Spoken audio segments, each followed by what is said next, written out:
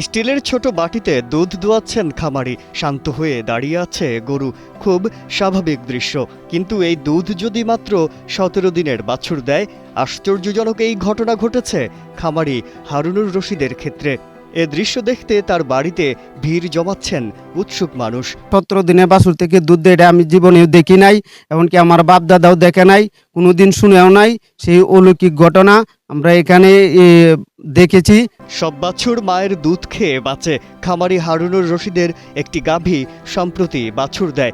বাছুরটি এখন দুধ দিচ্ছে, আর এই দুধ স্বাভাবিকভাবেই খাচ্ছেন পরিবারের সবাই। আমি প্রথম দিন যে সময় বাছুরটা দেখি, দেখার পরে আমার কাছে একটা আশ্চর্য মনে হয়েছে যে আল্লাহ একটা সৃষ্টির রহস্য। আমরা এতদিন দেখছি যে গাভী দুধ দেয়, কিন্তু বাছুর যে দুধ দেয় এটা আমরা কখনো কল্পনা করি নাই।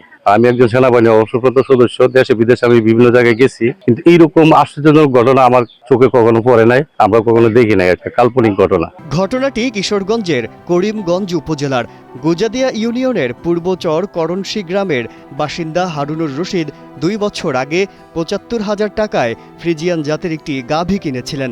সেটি এবার প্রথমবার একটি বকনা বাছুর জন্ম দিয়েছে। 23 সালের প্রাথমিক দিক দেয়া 75,000 টাকা দিয়ে একটা বকনা বাছুর কিনি। এটা পর্যায়ক্রমে হিটে আসছে।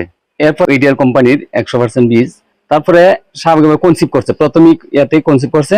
স্বাভাবিকভাবে 17-18 দিন আগে এটা স্বাভাবিকভাবে আপনার এই খালাস হয়েছে।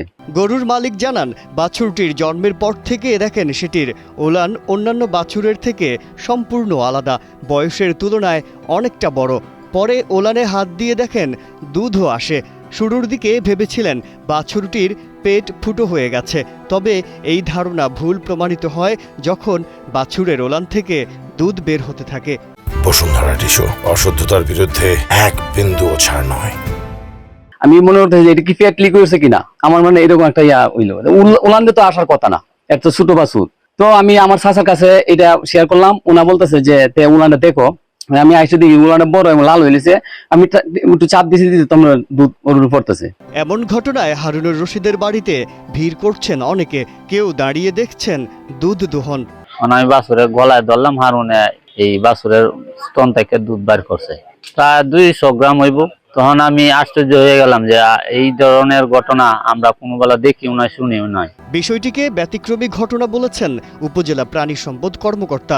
তিনি বলেন, প্রোল্যাকটিন হরমোন নির্গত হওয়ার কারণে এমনটি ঘটতে পারে। নিজেও দেখেছি দুধের যে কালার বা পজিশন, অন্যান্য যে সমস্ত বিষয়গুলা, এইটাও আসলে নর্মাল দুধের মতোই।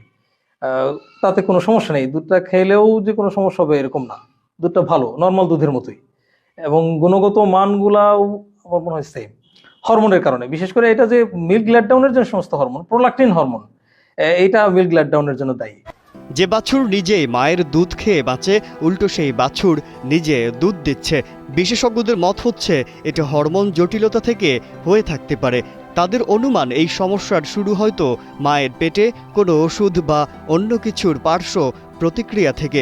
এক্ষেত্রে তাদের পরামর্শ হচ্ছে দ্রুত পশু চিকিৎসক ডেকে বাছুরটিকে পরীক্ষা নিরীক্ষা করানো।